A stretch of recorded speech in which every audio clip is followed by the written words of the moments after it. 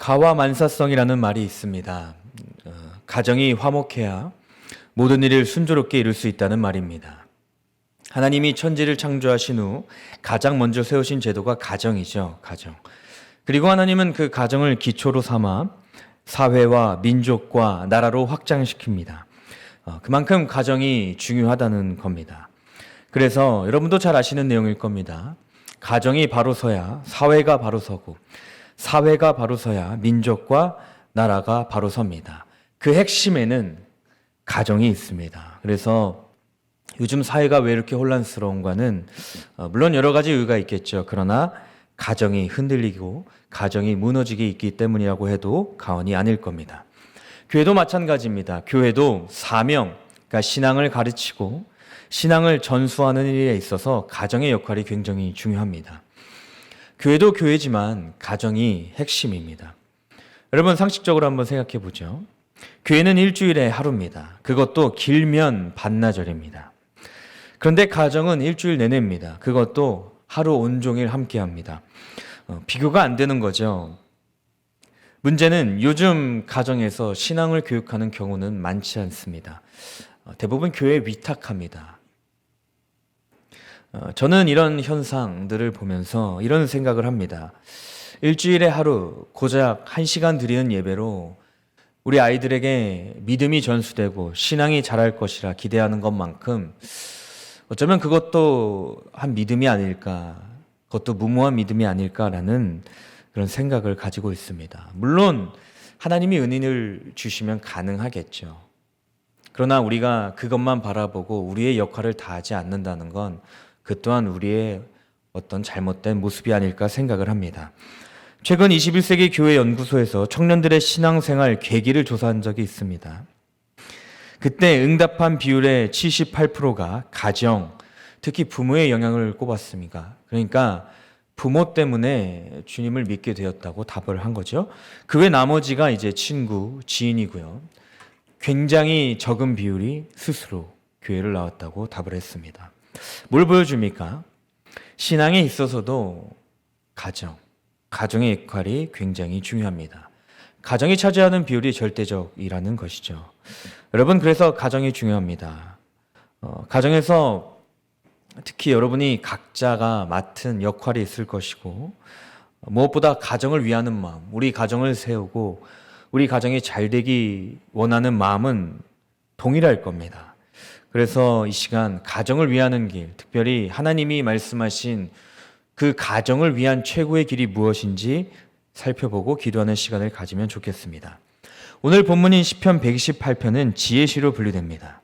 지혜시는 이제 성경의 지혜 문학이라 불리는 욥기, 잠언, 전도서, 아가서와 내용이나 표현이 일정 이상 공유되는 시를 가리켜 지혜시라 합니다.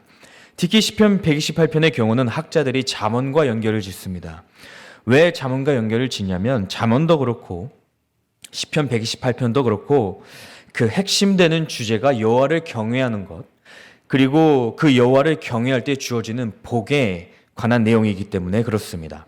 1절을 보십시오. 1절을 보시면 이렇게 시작합니다. 복되도다 여호와를 경외하며 그의 길을 걷는 자들이요. 여호와를 경외한다. 여호와를 경외하는 건 단순한 감정이 아니라 실제입니다. 우리의 인생 그 자체예요. 그래서 여호와를 경외하는 자에게 나타나는 어떤 삶의 모습이나 자세, 특징들이 있습니다. 그게 무엇입니까? 하나님을 두려워합니다. 여호와를 경외하는 그 경외의 중요한 면이죠. 하나님을 두려워하는 것. 그러나 그 두려움에서 단순히 끝나지 않고 사랑합니다. 그리고 존경합니다. 그래서 사랑하고 존경하고 또 두려워하니까 하나님 앞에 교만하지 않습니다. 겸손합니다. 겸손하기 때문에 하나님의 뜻을 속단하지 않습니다. 과연 이것이 하나님의 뜻일까 묻고 되묻습니다. 무엇보다 하나님의 말씀에 귀 기울이게 힘쓰고 그 말씀대로 살아가려고 노력합니다. 바로 그가 여호와를 경외하는 자이고, 특히 오늘 시편의 내용에서는 그의 길을 걷는 자입니다. 그리고 오늘 시편은 그 여호와를 경외하고 그의 길을 걷는 자에게 하나님이 주시는 복에 대해서 설명하고 있습니다. 그게 2절에 이렇게 시작됩니다. 내가 내 손이 수고한 대로 먹을 것이다입니다. 여러분, 이 말씀을 들으면 아담의 어떤 죄와 관련된 말씀이 떠오릅니다. 그가 하나님의 말씀에 불순종했을 때 받게 된 저주를 연상케 합니다. 창세기 3장 1절입니다. 땅이 내게 가시덤불과 엉겅퀴를 낼 것이라. 하나님이 본래 창조하신 그 목적대로 땅이 이제 기능을 해야 되는데 그의 죄로 인해서 그 땅이 온전히 기능을 하지 못할 것이라는 말씀입니다. 쉽게 말씀드리면 내가 씨를 뿌렸는데 그 뿌린 대로 거두지 못할 것이라는 거고요. 내가 땀을 흘렸는데 그 땀을 흘린 대로 결실을 맺지 못한다는 겁니다. 그게 아담의 타락으로 말미암아 올 인류에게 또 피조 세계 가운데 내려진 하나님의 저주입니다. 그런데 그 저주를 하나님이 거두시겠다는 겁니다. 누구에게? 여호와를 경외하는 자에게, 그의 길을 걷는 자에게. 그래서 뿌린 대로 거두고 땀 흘린 대로 결실을 맺게 하시겠다는 말씀입니다. 그게 하나님이 주시는 복이라는 거예요. 모르겠어요. 요즘 시대에 이 말씀이 어떻게 받아들여질까? 왜냐하면 요즘은 수고하는 것을 싫어하는 시대입니다. 꺼려하는 시대죠. 유행을 바라는 시대입니다. 그리고 그러니까 이런 표현이 있잖아요. 의무는 지지 않고 권리만 누리려고 하는 시대. 그걸 복으로 생각하는 시대입니다. 그런데 하나님이 여호와를 경외하는 자에게 주시는 복은 그런 복이 아닙니다. 수고하게 하십니다. 그리고 그 수고한 대로 결실을 맺게 하십니다. 우리가 가만히 앉아 있고 하나님이 떠먹여 주시는 그런 복이 아닙니다. 하나님은 우리가 수고한 대로 결실을 맺게 해주십니다. 그리고 무엇보다 그 안에서 참된 행복, 참된 만족을 누리게 하십니다. 이건 세상에 이치이기도 하죠. 참된 행복과 만족은 세상이 이야기하는 부나 소유의 넉넉함에 있지 않습니다. 이게 지표로 표현하면 행복지수. 내가 얼마나 행복하냐는 내가 가진 돈, 내가 가진 재산, 내가 가진 소유에 비례하지 않습니다. 그런데 하나님이 주시는 복은 내가 얼마를 가지고 있든지, 내가 얼마를 소유하고 있든지, 내가 얼마를 벌었든지와 상관없이 하나님이 주신 것이고 그 안에서 참된 만족과 기쁨을 누리게 하는 겁니다. 정말로 자족하는 겁니다. 그게 하나님이 주시는 물질의 축복이에요. 많이 주시는 게 물질의 축복이 아니라 필요한 만큼 때를 따라 우리가 수고한 대로 주시는 그 안에서 참된 기쁨과 만족을 누릴 수 있게 주시는 복이 하나님이 주시는 물질의 축복입니다. 이런 물질의 축복이라면 우리는 하나님께 기도할 필요가 있습니다. 두 번째, 여호와를 경외하는 자에게 하나님이 주시는 복은 3절입니다. 자식의 복입니다. 구체적으로 보면 이렇습니다. 내 집 안방에 있는 내 아내는 무엇과 같다? 결실한 포도나무와 같다. 여기서 결실한 포도나무란 비유적인 표현이죠. 그러니까 내 아내가 아름답고 풍성하게 맺은 열매를 가진 그런 포도나무와 같이 될 것이라는 표현입니다. 이것은 자식과 관련된 복인데 우리가 크게 두 가지로 생각해 볼 수 있습니다. 첫째는 무엇이냐? 다산입니다. 다산. 요즘 같은 시대에 자식을 낳는다. 축복이죠. 축복이에요. 제 주변만 봐도 사실 그러니까 제 나이 또래에 결혼한 이제 부부들이 많은데 임신이 잘 안 됩니다. 그러니까 굉장히 임신이 잘 안 되고요. 시험관을 이제 합니다. 시험관을 해도 자식이 잘 이제 들어서지 않습니다. 어렵습니다. 이유와 또 이것도 여러 가지겠지만 저는 그렇게 생각합니다. 생명은 결국 생명과 관련된 문제잖아요. 생명은 하나님의 소관입니다. 사도 바울도 이렇게 설교했죠. 아레오바고에서 사도행전 17장 24절 25절 우주와 그 가운데 있는 만물을 지으신 하나님은 만민에게 생명과 호흡과 만물을 친히 주시는 이시다. 생명은 전적으로 하나님의 손에 달려 있다는 거예요. 그래서 자식을 낳는 것, 특히 자식을 많이 낳을 수 있는 건 하나님이 우리에게 주신 축복입니다. 그런 면에서 송월교회는 여호와를 경외함으로 이미 복을 누리고 있는 교회죠. 3세대잖아요. 두 번째는 양육입니다. 여러분, 자식을 낳았다고 해서 끝이 아니죠. 사실 시작되는 겁니다. 자식을 낳는 것 이상으로 중요한 것은 자식을 잘 양육하는 겁니다. 특별히 기독교인으로 자식을 하나님을 믿는 주님의 자녀로 키우는 것, 그게 중요합니다. 그런데 자식을 양육하는 건 쉽지 않죠. 제가 다른 건 여러분보다 잘 모릅니다. 그러나 이건 제가 자부할 수 있습니다. 여러분보다 훨씬 잘합니다. 왜냐? 제가 자라온 배경을 잘 알거든요. 부모님 속을 뒤집어 놓은 게 한두 번이 아닙니다. 그래서 두려워요. 자식을 낳았는데 저랑 닮았다. 왜냐하면 제가 아버님이랑 굉장히 닮았거든요. 닮을 겁니다. 닮으면 두렵습니다. 와, 이거 어떻게 키워야 되지? 막막하죠. 그래서 기도 열심히 하는 중입니다. 부디 저 닮은 자식만 낳지 않게 해달라고. 그런데 오늘 본문을 묵상하면서 한편으로 믿는 구석이 생겼어요. 어떤 믿는 구석이 생겼냐?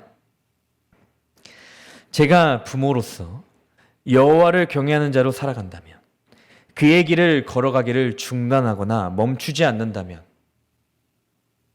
매 순간 하나님을 예배하는 자로 살아가기에 힘쓰고 그 일을 위해 하나님의 도우심과 은혜를 구한다면, 제가 그런 부모로서 살아갈 수 있다면 저는 확신합니다.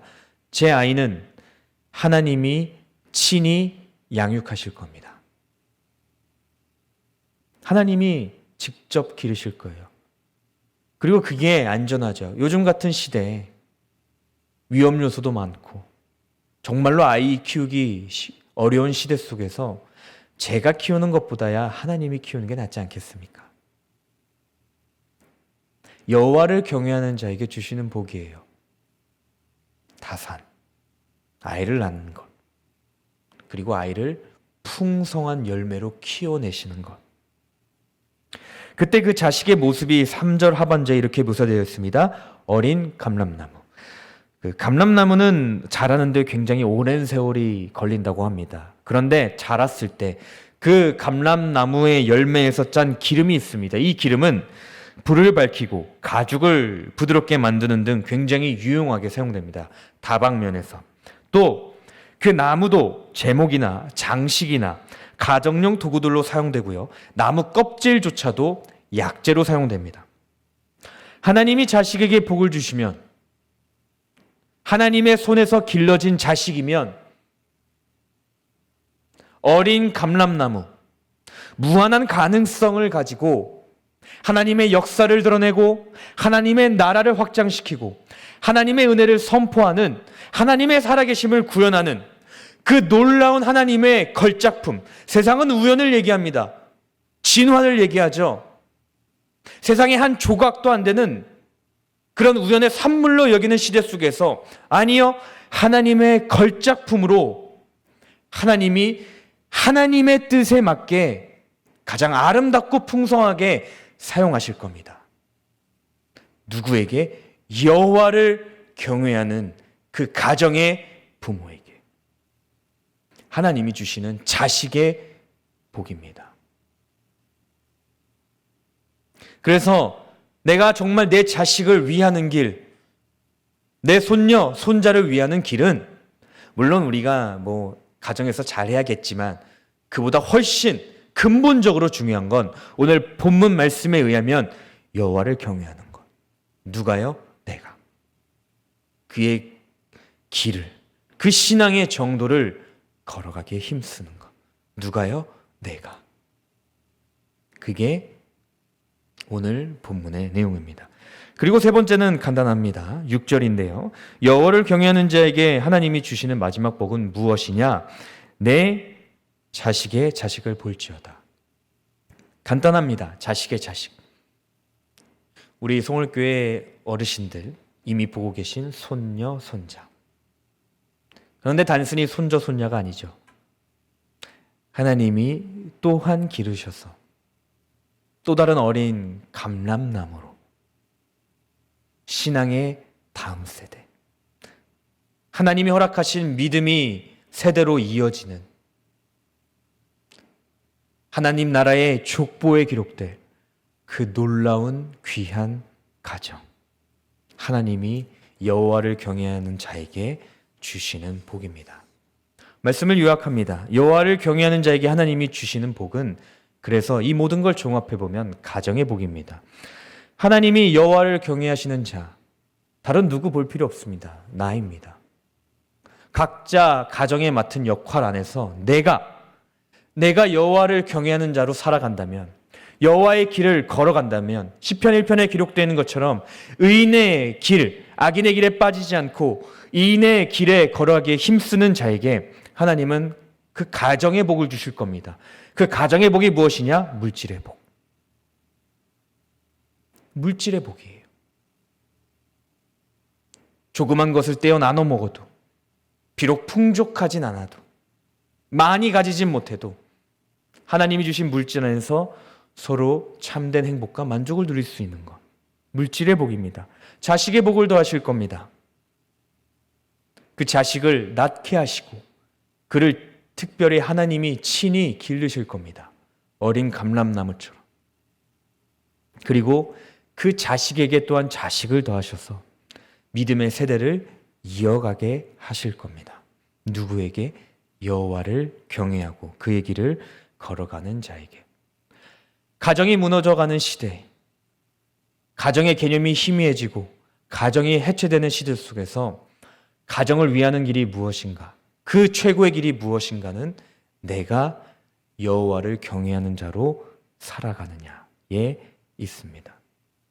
사도 바울도 설교한 거죠. 너와 내 집이. 너가 구원을 받으면 너의 온 집안이 구원을 받는다. 하나님이 은혜를 베푸시고 구원을 이루시는 원리입니다. 그래서 추석 명절을 맞아 아마 온 가족이 함께 모여서 도란도란 이야기도 나오고 교제도 나누셨을 거라 생각합니다.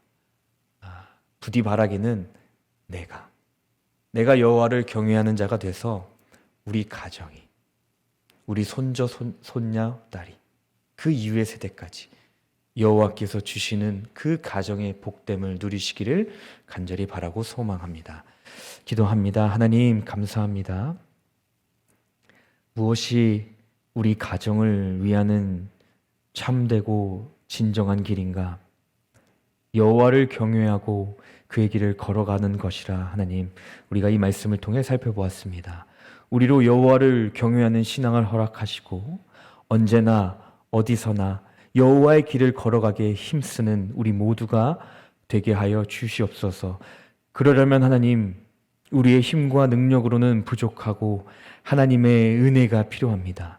하나님께서 우리에게 힘과 능력을 더하여 주셔서 믿음을 허락해 주셔서 우리로 여호와를 경외하는 자로 살아갈 수 있도록 우리를 늘 인도하여 주시옵소서. 감사하며 살아계신 예수님의 이름으로 기도합니다. 아멘. 주기도문하고 마칩니다.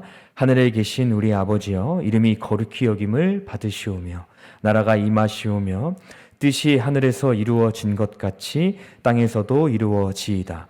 오늘 우리에게 일용할 양식을 주시옵고 우리가 우리에게 죄 지은 자를 사하여 준 것 같이 우리 죄를 사하여 주시옵고 우리를 시험에 들게 하지 마시옵고 다만 악에서 구하시옵소서.